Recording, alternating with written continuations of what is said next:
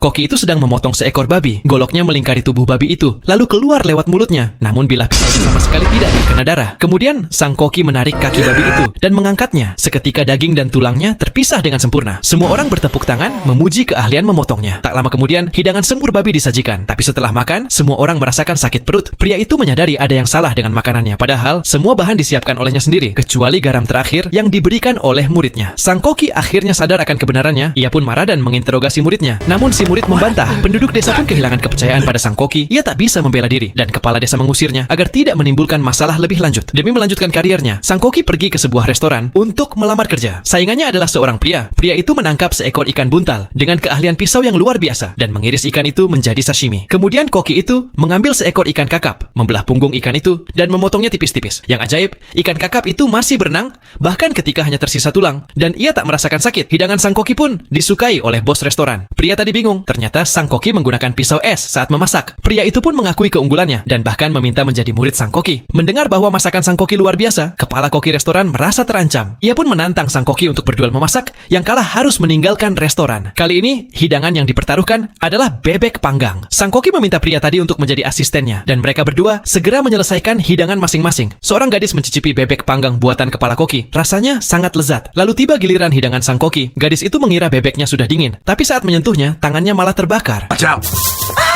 Sis, why is it so hot? Saat itu juga, bebek panggang itu mulai mengeluarkan uap dan aroma yang sangat menggugah selera. Ternyata sang koki membungkus bebeknya dengan gula malt untuk menjaga kehangatan, agar hidangannya tidak dingin. Gadis itu mencicipi daging bebeknya dan terkejut akan kelezatannya. Kepala koki yang melihatnya ikut mencicipi dan hanya bisa menghela napas ringan, lalu mengakui kekalahannya. Dengan penasaran, ia bertanya bagaimana sang koki memasaknya. Ternyata sang koki tidak menggunakan pisau sama sekali, karena jika daging bebek menyentuh pisau seratnya akan putus dan teksturnya jadi buruk, maka ia menyuruh muridnya untuk mematahkan tulang bebek dengan telapak tangan.